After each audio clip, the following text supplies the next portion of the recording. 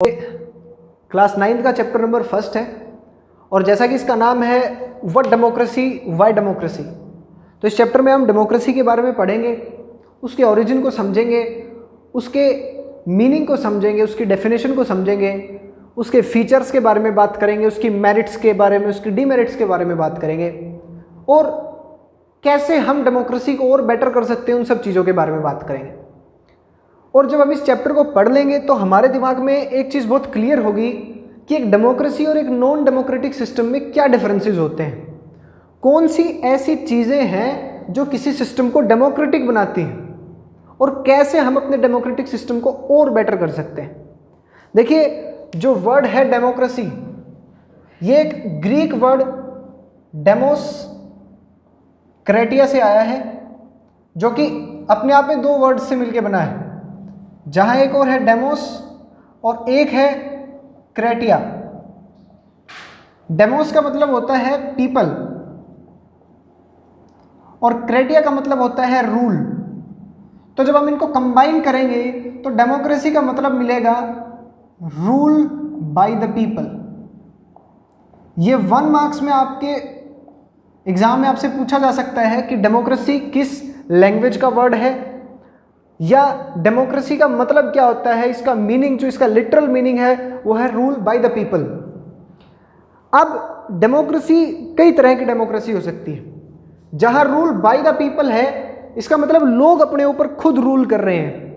Rule का मतलब है कि अपने ऊपर rules, regulations, laws, policies, programmes वो खुद अपने लिए बना रहे हैं। तो यहां से डेमोक्रेसी के दो मेजर टाइप्स हमारे सामने आते हैं, जिसमें एक होता है डायरेक्ट और एक होता है इनडायरेक्ट। जहां डायरेक्ट डेमोक्रेसी के अंदर सभी लोग उस ज्योग्राफिकल एरिया में या किसी कम्युनिटी में या किसी जगह पर रहने वाले सारे लोग आपस में मिलकर के निर्णय लें, उसे डायरेक्ट डेमोक्रेसी कहा जाता है, जहां सभी लोगों की इन्वॉल्वमेंट होती है। इनडायरेक्ट डेमोक्रेसी का मतलब होता है कि आप किसी को अपने बिहाफ पे चुन दें, आप किसी को इलेक्ट कर दें अपने बिहाफ पे कि भाई हम आपको अधिकार देते हैं कि आप हमारे बिहाफ पे रूल एंड रेगुलेशंस बना सकते हो। यानी कि इसमें लोग अपने रूलर्स को इलेक्ट करते हैं। यहां रूलर्स का मतलब किंग नहीं है, मोनार्क नहीं है। रूलर का मतलब है जो उनके ऊपर रूल्स और रेगुलेशंस बना सकता है। जब आपने इलेक्ट कर दिया, आपने अपने एक रिप्रेजेंटेटिव डिफाइन कर दिया, इसीलिए इनडायरेक्ट डेमोक्रेसी को रिप्रेजेंटेटिव डेमोक्रेसी भी बोला जाता है। रिप्रेजेंटेटिव डेमोक्रेसी, इंडिया के अंदर रिप्रेजेंटेटिव डेमोक्रेसी है क्योंकि इंडिया के अंदर आप डायरेक्टली किसी डिसीजन मेकिंग में पार्टिसिपेट नहीं करते। आप स्टेट की बात करें तो आप एमएलए चुनते हैं, आप सेंटर की बात करें तो आप एमपी चुनते हैं। आप अपने बिहाफ पे किसी को पावर देते हैं, अपने वोट के थ्रू पावर देते हैं। तो ये जो सिस्टम है, इस सिस्टम को रिप्रेजेंटेटिव डेमोक्रेसी। जहां डेमोक्रेसी की डेफिनेशन की अगर हम बात करें तो इसकी डेफिनेशन है अ form of government in which rulers are elected by the people।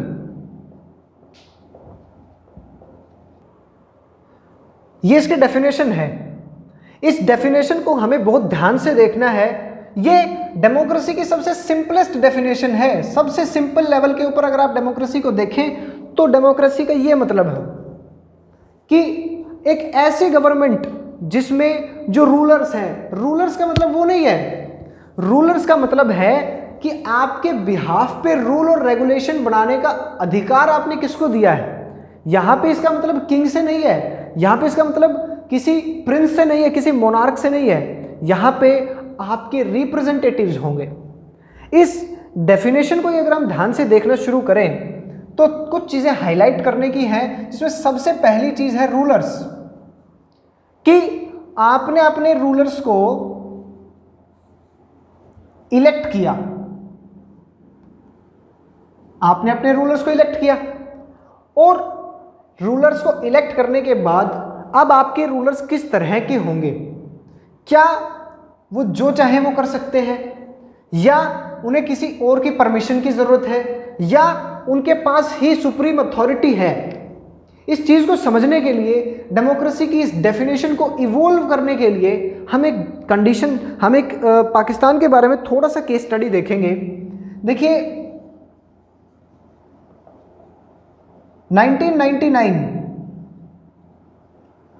और 12 अक्टूबर 1999 का दिन, पाकिस्तान में उस समय डेमोक्रेटिकली इलेक्टेड गवर्नमेंट है, प्राइम मिनिस्टर नवाज शरीफ है और army chief general Parvez Musharraf. 12 अक्टूबर 1999 को क्या होता है कि जनरल परवेज मुशर्रफ एक मिलिट्री कूप कर देते हैं। इसका जो करेक्ट प्रोनाउंसिएशन है वो कू है, मिलिट्री कू कर देते हैं और नवाज शरीफ को इलेक्टेड जो प्राइम मिनिस्टर है उनको रिमूव कर दिया जाता है। परवेज मुशर्रफ इसी डेट को 12 अक्टूबर 1999 को अपने आप को चीफ एग्जीक्यूटिव, प्लीज रिमेंबर आपके एनटीएससी में 1 मार्क्स का क्वेश्चन आ सकता है कि किस ईयर में, क्योंकि एनसीईआरटी में डेट गिवन नहीं है बहुत सारी, आप इसको नोट करते चलें। चीफ एग्जीक्यूटिव अपने आप को उन्होंने डिक्लेयर कर दिया कि अब से कंट्री का मैं चीफ एग्जीक्यूटिव हूं। साथ ही साथ उन्होंने इमरजेंसी इंपोज कर दी, नेशनल इमरजेंसी इंपोज कर दी, कंप्लीट टेक ओवर आर्मी ने कर लिया, इलेक्टेड गवर्नमेंट को हटा दिया गया है, याद रखिए, और जनरल परवेज मुशर्रफ ने गवर्नमेंट को अब अपने हाथ में ले लिया। 12 अक्टूबर से लेकर के 21 नवंबर 2002 लगभग 3 साल general Parvez Musharraf chief executive रहे। इसके दौरान उन्होंने बहुत सारी अलग अलग पोस्ट को संभाला, डिफेंस मिनिस्ट्री उनके पास में थी, आर्मी की सारी अहम जो यूनिट्स थी वो उनके अंडर में थी, लेकिन इंटरनेशनल प्रेशर बढ़ता गया और 30 अप्रैल, प्लीज नोट 30 अप्रैल 2002 पाकिस्तान के अंदर एक रेफरेंडम हुआ। रेफरेंडम के अंदर जनता से सलाह ली जाती है किसी एक मुद्दे के ऊपर हां या ना में वोट करें, या तो यस या नो। और ताज्जुब की बात है कि जब 30 अप्रैल 2002 को इन्होंने कहा कि मुझे प्रेसिडेंट बनाया जाना चाहिए कि नहीं बनाया जाना चाहिए, तो 97.97% पॉपुलेशन ने यस में फेवर किया, यस में वोट किया उन्होंने। पाकिस्तानी मीडिया, इंटरनेशनल ऑर्गेनाइजेशन सब ने इसको क्रिटिसाइज किया कि एक मिलिट्री डिक्टेटर को 97.97% लोग कैसे वोट कर सकते हैं। जनरल परवेज मुशर्रफ इस बात पर अड़े रहे और 2002 से 2008 तक वो प्रेसिडेंट बने रहे। इस दौरान उन्होंने कुछ अहम जो है चेंजेस किए उनके कॉन्स्टिट्यूशन में। उन्होंने 2002 के अंदर अगस्त 2002 में उन्होंने एक चीज निकाली जिसका नाम था legal framework order. Legal framework order 2002 में उन्होंने इस लीगल फ्रेमवर्क ऑर्डर को निकाला। इस ऑर्डर में उन्होंने क्या किया कि पाकिस्तानी कॉन्स्टिट्यूशन को बहुत हद तक बदल दिया। उन्होंने कुछ की चेंजेस किए। ये क्वेश्चन 3 मार्क्स में आपके पास आ सकता है। लीगल फ्रेमवर्क ऑर्डर में उन्होंने क्या कहा कि सबसे पहला कि जो प्रेसिडेंट है यानी कि परवेज मुशर्रफ खुद हैं, वो नेशनल प्लस प्रोविंशियल असेंबलीज यानी कि इंडिया के अंदर सेंट्रल गवर्नमेंट और स्टेट गवर्नमेंट्स जो कि लेजिस्लेटिव असेंबलीज होती हैं, सेंटर में पार्लियामेंट होता है, उन दोनों को कभी भी डिसमिस कर सकते हैं, कभी भी डिसमिस कर सकते हैं। लोगों के चुने हुए लोगों को डिसमिस कर सकते हैं वो। सेकंड चीज उन्होंने क्या की, उन्होंने कहा कि सिविलियन कैबिनेट, देखिए 2002 में इस ऑर्डर के पास होने के बाद इलेक्शन हुए, नेशनल लेवल पे भी इलेक्शन हुए और स्टेट लेवल पे भी इलेक्शंस हुए। जो कैबिनेट बनी उस कैबिनेट को, जो सेंटर के लेवल पे जो कैबिनेट थी, यानी कि जो नेशनल लेवल पे पाकिस्तान की कैबिनेट थी, उस कैबिनेट को सुपरवाइज करेगी national security council. National security council के अप्रूवल के बिना कैबिनेट कोई फैसला नहीं ले सकती। लेकिन इंडिया में क्या है, इंडिया में लोगों ने चुना है कैबिनेट को, यानी कि मेंबर ऑफ पार्लियामेंट को। एक सरकार, एक पार्टी अपनी गवर्नमेंट बनाती है या अलायंस के साथ गवर्नमेंट बनाती है, कैबिनेट बनाई जाती है, और उस कैबिनेट में डिफरेंट मिनिस्टर्स होते हैं जिसके नीचे चीज़ें आती हैं। जैसे कि सिक्योरिटी जो है वो डिफेंस मिनिस्ट्री के नीचे भी आती है, सिक्योरिटी होम मिनिस्ट्री के भी नीचे आती है। लेकिन यहाँ इन्होंने क्या कहा, इन्होंने कहा कि नेशनल सिक्योरिटी काउंसिल, जिसमें कि आर्मी के ऑफिशियल्स होंगे, आर्मी ऑफिशियल्स होंगे, और इनकी बिना परमिशन के आप कोई भी स्टेप नहीं ले सकते। सिविलियन कैबिनेट बिल्कुल अपने आप कोई निर्णय लेने के लायक ही नहीं है। ये दो की चेंजेस उन्होंने किए। इन दो जो की चेंजेस उन्होंने किए, इसने पाकिस्तान को बहुत ही ज़्यादा अफेक्ट किया। इसके बाद उन्होंने क्या किया कि अब इस सिचुएशन को देखा जाए, जब उन्होंने लीगल फ्रेमवर्क ऑर्डर को पास कर दिया, तो ध्यान से देखें आप कि गवर्नमेंट क्या है। आपने देखा कि a form of government in which rulers are elected by the people. लोगों को तो आपने रूलर्स, यानी कि कैबिनेट के मेंबर्स, नेशनल और प्रोविंशियल असेंबली के जो मेंबर्स हैं, उनको तो डेमोक्रेटिकली चुना गया, वो तो इलेक्टेड हैं। लेकिन क्या वो रूलर्स हैं? क्या वो अपने आप कोई रूल बना सकते हैं? क्या फाइनल डिसीजन वो ले सकते हैं? नहीं, फाइनल डिसीजन लेंगे एनएससी, जिसको आर्मी ऑफिशियल्स, और फाइनल डिसीजन लेंगे जनरल परवेज मुशर्रफ। तो इस चीज़ से हमें ये भी बात समझ में आएगी कि ये डेफिनेशन अपने आप में पूरी नहीं है। हमें इस डेफिनेशन में कुछ चीज़ों को समझना होगा कि ये जो रूलर्स हैं, इनके पास पावर होनी चाहिए। लोगों ने इनको चुन के भेजा है, तो रियल पावर इनके पास होनी चाहिए, फाइनल डिसीजन मेकिंग पावर इनके पास होनी चाहिए, फाइनल डिसीजन इन्हीं का होना चाहिए। तो पाकिस्तान के अंदर आपने इस चीज़ को देखा, जबकि इंडिया में क्या है, इंडिया में आप वोटिंग करते हैं। आपके वोट करने के बाद आपने, सपोज कीजिए आपने एमपी के लिए वोट किया, आपने मेंबर ऑफ पार्लियामेंट चुने, इस समय 543 हैं, 543 मेंबर्स जाएंगे, 272 प्लस सीटें होने के बाद जिस पार्टी के पास है, जिस अलायंस के पास 272 प्लस सीट्स हैं, वो अपनी गवर्नमेंट बनाता है, प्राइम मिनिस्टर अपॉइंट होता है, और प्राइम मिनिस्टर अपनी कैबिनेट डिसाइड करता है। उस कैबिनेट में हम मान लें कि एक मिनिस्टर होता है जिसका नाम होता है डिफेंस मिनिस्टर। डिफेंस मिनिस्टर के नीचे आर्मी आती है। अब डिफेंस मिनिस्टर सब पे टॉप पे है, आर्मी के सभी ऑफिशियल्स उनसे नीचे हैं। क्यों? क्योंकि लोगों की पावर है, रियल जो रूल है वो लोगों का है, और डेमोक्रेसी इसी का नाम है कि रूल बाय द पीपल। लोगों ने इन्हें चुन के भेजा है कि आप जाइए और हमारे बेसिस के ऊपर, हमारे बिहाफ के ऊपर, हमारे लिए बेस्ट डिसीजंस आप लीजिए। इसीलिए आर्मी के बड़े बड़े ऑफिसर्स जिन्होंने बहुत अच्छी एजुकेशन ली है, वो डिफेंस मिनिस्टर के नीचे रहेंगे, भले ही मिनिस्टर की एजुकेशनल क्वालिफिकेशंस उनसे बहुत कम हो। रियल में ये पावर उनकी नहीं है, रियल में पावर उनके पीछे लोगों की है, रूल बाय द पीपल है। तो जो आपने रिप्रेजेंटेटिव्स चुने हैं, उनके पास रियल पावर होनी चाहिए, उनका डिसीजन फाइनल डिसीजन होना चाहिए, उन्हें किसी के नीचे जवाबदेही ना देनी पड़े, ये एनएससी बना दिया, आर्मी के ऑफिशियल्स आ रहे हैं, ऐसे ना करना पड़े उन्हें। तो हमने देख लिया कि ये जो रूलर्स हैं, इनके पास फाइनल डिसीजन मेकिंग पावर होनी चाहिए। तो ये डेमोक्रेसी के फीचर्स में भी काउंट होगा। जब आपसे फीचर्स ऑफ डेमोक्रेसी पूछा जाए तो पहला फीचर यही होगा आपका कि रूलर्स को लोग इलेक्ट करें, और उनके इलेक्ट करने के बाद इन रूलर्स के पास फाइनल डिसीजन मेकिंग पावर हो। अब अगर इलेक्शन की बात की जाए कि किस तरह से इलेक्शन होना चाहिए, क्या इलेक्शन की नेसेसरी कंडीशंस होनी चाहिए, तो उसके लिए हम 2 डिफरेंट कंट्रीज़ को स्टडी करेंगे, और उनमें हमारे पास सबसे फर्स्ट जो है वो है चाइना। देखिए, चाइनीज पार्लियामेंट का नाम है क्वेंगो रैनमिन दाइबॉय दहुई, जिसका इंग्लिश में मतलब होता है नेशनल पीपल्स कांग्रेस। अराउंड 3000 इसके अंदर रिप्रेजेंटेटिव्स चुने जाते हैं ऑल ओवर चाइना से।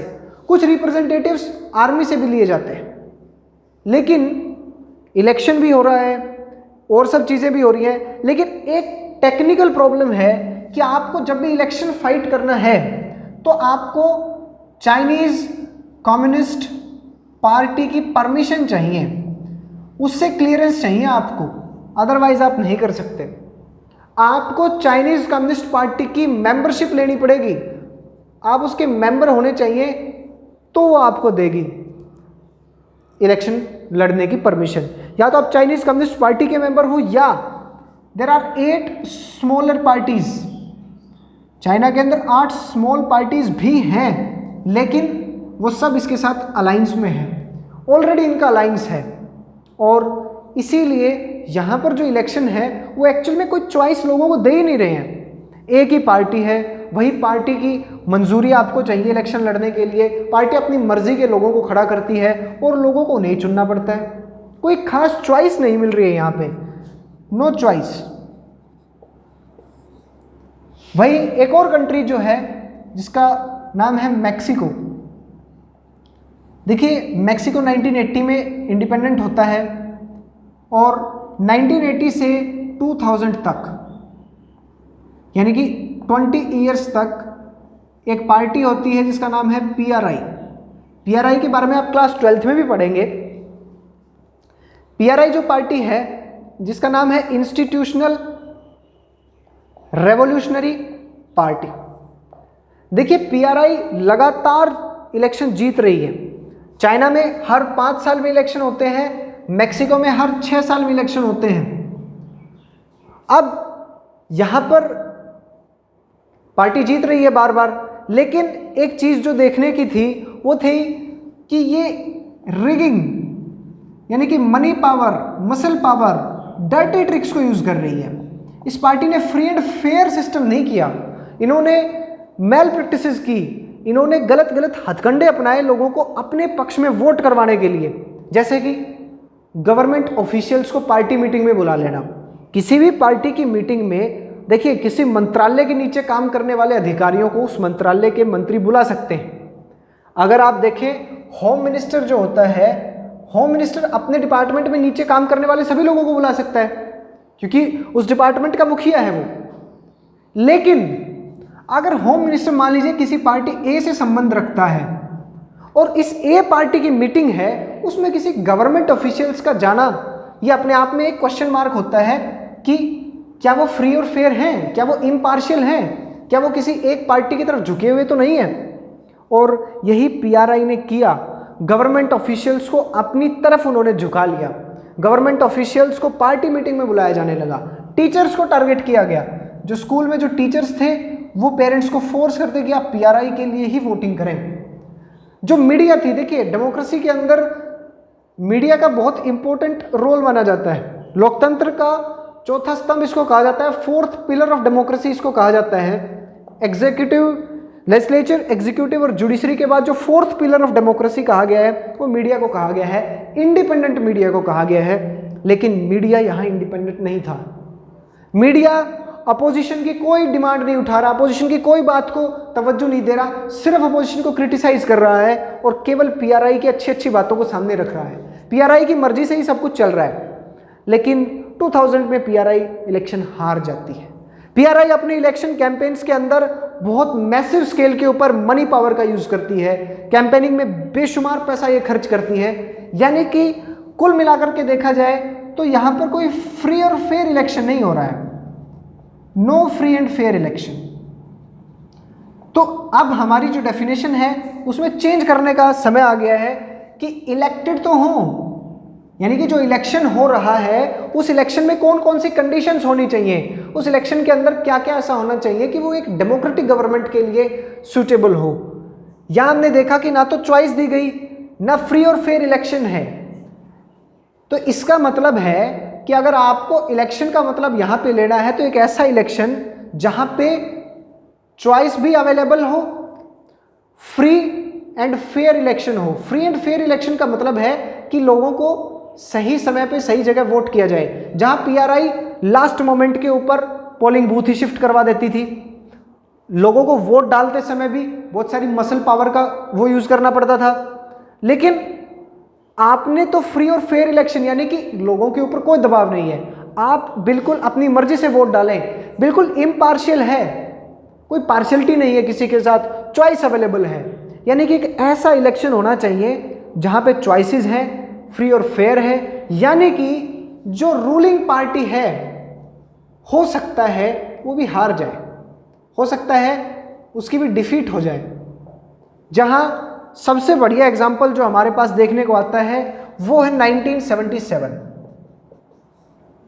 इमरजेंसी हटाने के बाद इंडिया में 1975 से 1977 तक इमरजेंसी थी, और 1977 में जब इमरजेंसी हटी तो उस समय sitting prime minister Shrimati Indira Gandhi जो थी वो अपना चुनाव हार गई। सिटिंग प्राइम मिनिस्टर एक देश का चुनाव हार जाता है, इसका मतलब वो फ्री और फेयर इलेक्शन है, लोगों ने अपनी मर्जी से वोट किया है, लोगों ने किसी दबाव में वोट नहीं किया। यानी कि ये हमारी सेकंड फीचर में काउंट होगा। जहां फर्स्ट फीचर था कि रूलर्स ही फाइनल डिसीजन लेंगे, वहीं सेकंड होगा कि इलेक्शंस चॉइसेस भी अवेलेबल हो, फ्री एंड फेयर हो, और जो रूलिंग पार्टी है वो डिफीट में भी आ सकती है, हो सकता है वो हार जाए।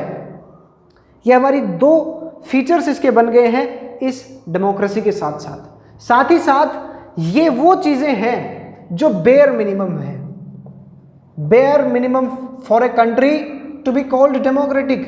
अगर किसी कंट्री को डेमोक्रेटिक कहलवाना है, किसी गवर्नमेंट को डेमोक्रेटिक कहलवाना है, तो उसके लिए ये चीजें होनी चाहिए। First, rulers elected by the people. Second, rulers must have the power to take final decision, and third, the election should be free and fair and provide choices, and there must be chances that ruling party may get defeated, ruling party भी हार सकती है। Elected by the people, अब इस मतलब क्या है, कौन से लोग, कौन लोग वोट करेंगे? क्या सभी लोगों को चुनने का अधिकार है? क्या सभी लोग वोट करेंगे या कुछ लोगों को दिया जाएगा? एंशिएंट टाइम्स के अंदर जो वोटिंग राइट्स थे वो कुछ ही लोगों को दिए गए थे, जैसे कि खासकर उन मेन को, उन मेल्स को जिनके पास प्रॉपर्टी है। अब कौन से लोग वोट करेंगे इस चीज को डिसाइड करते हैं, और कैसे वोटिंग का बिहेवियर उनके अंदर रहेगा, कुछ चीजें हमें इसमें समझनी होंगी। फॉर एग्जाम्पल अगर हम देखें तो जो फिजी है, फिजी आइलैंड्स हैं, और फिजी आइलैंड्स के अंदर वोटिंग राइट्स तो सभी के पास हैं, वोट तो सभी कर सकते हैं, लेकिन जो एक फिजियन है यानी कि फिजी का रहने वाला है और जो इंडियंस वहां जाके बसे हैं, तो जो फिजी का वोट है यानी कि जो व्यक्ति फिजियन है जो वहां पैदा हुआ है, उसके वोट की वैल्यू ज्यादा होगी इंडियन के वोट की वैल्यू से। यानी कि इक्वल वोट नहीं है, यानी कि वन वोट वन वैल्यू का सिस्टम नहीं है। वहीं अगर हम देखें सऊदी अरेबिया में, सऊदी अरेबिया एक मोनार्की है जहां पे किंग रूल कर रहे हैं, कोई डेमोक्रेसी वहां पे नहीं है। वोटिंग राइट्स में देखा जाए तो सऊदी अरेबिया ने भी कुछ लेवल के ऊपर डेमोक्रेसी को अपने यहाँ आने दिया, और 2015 तक 2015 तक वहाँ पर विमेन के पास वोटिंग राइट नहीं था। 2015 में पहली बार वहाँ पर महिलाओं को वोट करने का अधिकार दिया गया, और ये देखने की बात है। अब एक और कंट्री का एग्जांपल हम यहाँ पे लें, एस्टोनिया। एस्टोनिया के अंदर जो रशियंस हैं, जो रशियन एस्टोनिया के अंदर रह रहे हैं, जो माइनॉरिटी है रशियंस एस्टोनिया के अंदर, उन लोगों के लिए राइट टू वोट बहुत मुश्किल है, बहुत कम लोगों को मिला है। इन तीन एग्जाम्पल्स को समझने के बाद, इन देखने के बाद ये समझ में आ रहा है कि वन वोट वन वैल्यू का जो प्रिंसिपल है ये इन तीनों में फॉलो नहीं हो रहा है। यहाँ पहले नहीं होता था, अब होने लग गया है। यहाँ सबको मिल ही नहीं रहा है, इसमें तो क्लियरली हमें दिख रहा है कि एक फिजियन के वोट की वैल्यू ज़्यादा है एक इंडियन से, तो डेफिनेटली ये 1 वोट 1 वैल्यू का उसमें क्लियर वॉयलेशन है। देखिए एक डिमांड उठी थी यूनिवर्सल अडल्ट फ्रेंचाइज, जिसको सफरेज मूवमेंट बोला गया। Suffrage, right to vote, suffrage movement, कि पहले सिर्फ और सिर्फ जिन लोगों के पास प्रॉपर्टी है उन्हीं के पास वोटिंग राइट्स हैं, आम लोगों को तो वोटिंग राइट्स ही नहीं है। ये तो क्लियर वॉयलेशन हो गया। आपने रूलर सेलेक्ट कर दिए, उनके पास फाइनल पावर भी है, फ्री और फेयर इलेक्शन भी करवा दिए, आपने चॉइसेस भी अवेलेबल करवा दी, रूलिंग पार्टी हार भी सकती है, लेकिन सभी लोगों को वोट करने का अधिकार ही नहीं है। लेकिन इंडिया के केस में अगर हम देखें, जो हमारा इंडियन कॉन्स्टिट्यूशन है उसने क्लियरली राइट टू वोट जो है वो सबको दिया है once you are 18+। Earlier it was 21, लेकिन अब वोटिंग एज घटा दी गई है जो कि 18 है। जो भी व्यक्ति 18 या 18+ है वो वोट कर सकता है। उसकी caste, class, religion, sex, birth place कुछ भी हो, रिगार्डलेस ऑफ दिस आप वोटिंग कर सकते हैं। तो अब हमें एक बात क्लियरली समझ में आई कि जो इलेक्शन होंगे और जो लोग वोट डालेंगे तो उन लोगों को 1 वोट 1 वैल्यू का प्रिंसिपल मिलना चाहिए। सभी लोगों को वोट डालने का अधिकार होना चाहिए और उन लोगों के वोट्स की वैल्यू बराबर होनी चाहिए। तो जो थर्ड नंबर पे जो हमारे पास चीज़ आएगी इसके फीचर्स में, फर्स्ट फीचर, आप इसकी डेफिनेशन को भी फर्स्ट फीचर लिखेंगे, उसके बाद ये सेकंड, ये थर्ड, और जो फोर्थ नंबर पे हमारे सामने आएगा उसमें आएगा कि आप 1 वोट 1 वैल्यू और यूनिवर्सल अडल्ट फ्रेंचाइज, आप ये चीज़ें उनमें होंगी।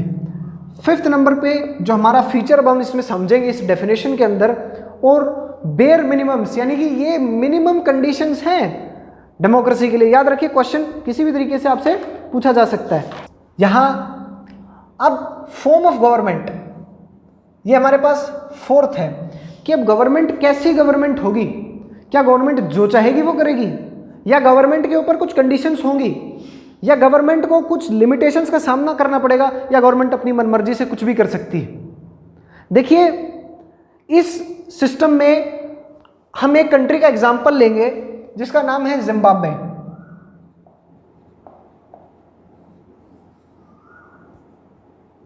और जिम्बाब्वे के अंदर 1980 में जिम्बाब्वे को इंडिपेंडेंस मिली वाइट माइनॉरिटी से, यानी कि जो वाइट सेटलर्स, काफी बार क्या हुआ कि साउथ अफ्रीका के अंदर वाइट सेटलर्स जो बाहर के यूरोपियंस थे वो सेटल हो गए वहीं पे लोकल पॉलिटिक्स में और उन्होंने कंट्रोल किया, लेकिन वाइट माइनॉरिटी से इन्होंने इंडिपेंडेंस ली 1980 में। एक पार्टी थी जिसका नाम था ZANU-PF, Zimbabwe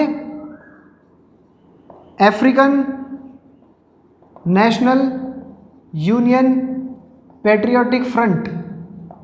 Zimbabwe African national union patriotic front जो है, इस पार्टी का फुल इसका मतलब है ZANU-PF का, और इसके एक बहुत फेमस लीडर रहे। इसने फ्रीडम स्ट्रगल में, जो जिम्बाब्वे का फ्रीडम स्ट्रगल था उसको लीड किया। लोगों की इससे सेंटिमेंटल वैल्यूज थी, लोग जुड़ा हुआ फील करते थे, अटैच्ड फील करते थे, और इनके जो लीडर थे उनका नाम था रॉबर्ट मुगाबे। रॉबर्ट मुगाबे हालांकि अब नहीं रहे। रॉबर्ट मुगाबे ने 1980 से और 2017 तक कंटिन्यूअसली 37 ईयर्स तक वो इस कंट्री के प्रेसिडेंट रहे। हर 5 साल में इलेक्शन होते हैं, हर 5 साल में, लेकिन 37 साल यानी कि 7 टर्म्स लगातार प्रेसिडेंट रहे ये। जिम्बाब्वे पॉपुलर थे नो डाउट, लेकिन जिम्बाब्वे के अंदर एक चीज़ देखने को मिली कि इन्होंने बहुत डर्टी ट्रिक्स को यूज़ किया। इन्होंने कॉन्स्टिट्यूशन में भी चेंजेस किए, इन्होंने प्रोटेस्ट, डेमोन्स्ट्रेशंस, इनके खिलाफ बोलने को इन्होंने एक लॉ पास करवाया कि आप प्रेसिडेंट को क्रिटिसाइज नहीं कर सकते, आप इंडिया में क्रिटिसाइज कर सकते हैं। डेमोक्रेसी को बिल्कुल ख़त्म करते चले गए। लोगों के द्वारा चुनी हुई सरकार है, यहाँ पे खूब बहुत सारी पार्टीज है, मल्टी पार्टी सिस्टम है, सब कुछ है, गवर्नमेंट भी चुन ली गई है, लेकिन गवर्नमेंट जो मर्जी में आ रही है वो कर रही है। जुडिशरी की बातों को इग्नोर कर दिया जा रहा है। जो न्यूज़पेपर इनके खिलाफ बोल रहा है उसके रिपोर्टर्स को हैरेस कर रहे हैं, उनको मार पीट रहे हैं। सारी की सारी मीडिया हाउसेस को कंट्रोल किया जा रहा है इनके द्वारा। रॉबर्ट मुगाबे 2017 में इनको बाहर किया गया जबरदस्ती पावर से कि चलो अब आपका टाइम आ गया, निकलो। तो क्या इस गवर्नमेंट को हम डेमोक्रेटिक कहेंगे? लोगों ने चुना है इसको, पावर भी सारी लोगों के द्वारा चुने गए व्यक्ति के हाथ में, रॉबर्ट मुगाबे ने। लेकिन ये क्या इस गवर्नमेंट को डेमोक्रेटिक कहा जा सकता है? नहीं, क्योंकि गवर्नमेंट जो मर्जी चाहे वो नहीं कर सकती। It can not do what ever it like. आपको देखना होगा कि कुछ राइट्स होते हैं लोगों के जिनको आप वोलेट नहीं कर सकते, जिसको फंडामेंटल राइट्स हमारे कॉन्स्टिट्यूशन में बोला गया है।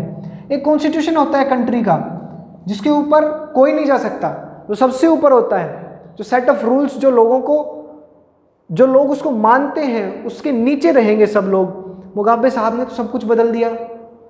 तो ये हमें देखना है कि ये जो गवर्नमेंट है, ये जो फॉर्म ऑफ गवर्नमेंट आएगी, ये कुछ भी नहीं कर सकती। ये कोई भी डिसीजन ले लोगों के भले के लिए, जो भी डिसीजन लेगी उस डिसीजन में इसे कुछ चीज़ों का ध्यान रखना होगा। सबसे पहले ये कॉन्स्टिट्यूशन को फॉलो करे, लोगों के राइट्स को वोलेट ना करे, अपनी मनमर्जी से कोई भी काम ना करे गवर्नमेंट।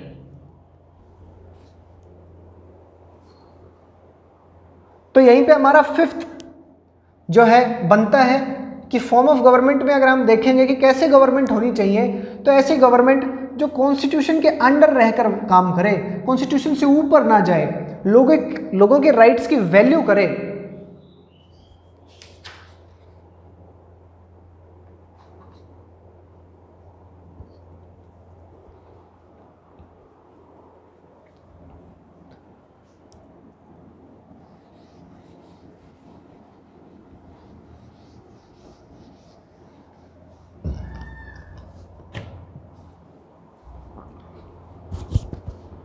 जिम्बाब्वे जैसा ही एक और काम हमें देखने को मिला चाइना में।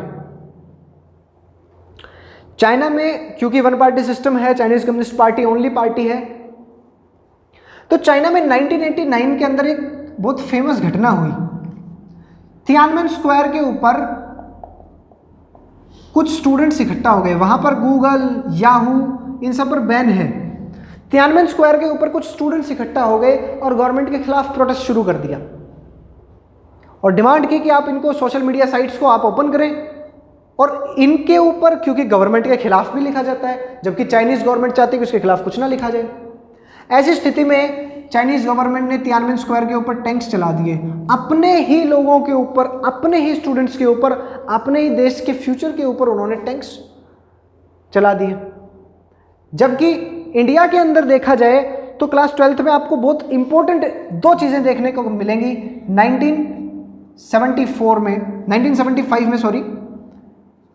1975 के अंदर एक मूवमेंट शुरू हुई जिसको जेपी मूवमेंट कहा गया, जो कि बिहार से शुरू हुई थी। बिहार में प्राइस राइज थे, फूड की स्कैरसिटी थी, अनएम्प्लॉयमेंट थी। लोगों ने प्रोटेस्ट शुरू किया, स्टूडेंट्स ने प्रोटेस्ट शुरू किया और स्टूडेंट्स गए जयप्रकाश नारायण के पास जो एक्टिव पॉलिटिक्स से बाहर थे। जेपी से उन्होंने कहा कि आप हमारा साथ दें, आप हमारी इस मूवमेंट को लीड करें। तो जेपी ने उनसे कहा कि दो कंडीशंस पे मैं आपके साथ काम करूंगा। First, it should remain non violent, आप वायलेंस नहीं करेंगे। Second, the movement should be nation wide, कि केवल बिहार तक नहीं होगी। और जेपी मूवमेंट शुरू हुई और जेपी मूवमेंट ने बहुत प्रेशराइज किया गवर्नमेंट को। उससे पहले एक और मूवमेंट शुरू हुई थी जिसका नाम था गुजरात मूवमेंट। गुजरात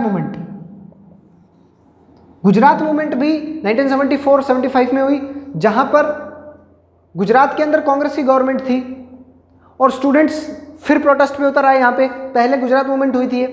गुजरात मूवमेंट में अनएम्प्लॉयमेंट था, करप्शन का इशू बहुत ज़्यादा था कि बहुत ज़्यादा करप्शन है, फूड के प्राइस बढ़ते जा रहे हैं। गवर्नमेंट के खिलाफ प्रोटेस्ट शुरू हो गया। अपोजिशन पार्टीज ने इस प्रोटेस्ट को आकर के ज्वाइन किया। इंदिरा गांधी उस समय प्राइम मिनिस्टर थी और यहाँ पर प्रेसिडेंट्स रूल लगा दिया गया। लेकिन एक और व्यक्ति सामने आए, मोरारजी देसाई। मोरारजी देसाई ने कहा कि मैं फास्ट टिल डेथ, उन्होंने फास्ट रखा, गवर्नमेंट के खिलाफ नॉन वायलेंट तरीके से उन्होंने प्रोटेस्ट किए और आखिरकार गवर्नमेंट को झुकना पड़ा। फ्रेश इलेक्शंस हुए 1975 में और कांग्रेस हार गई, कांग्रेस की गवर्नमेंट गिर गई 1975 में यहाँ पर गुजरात में।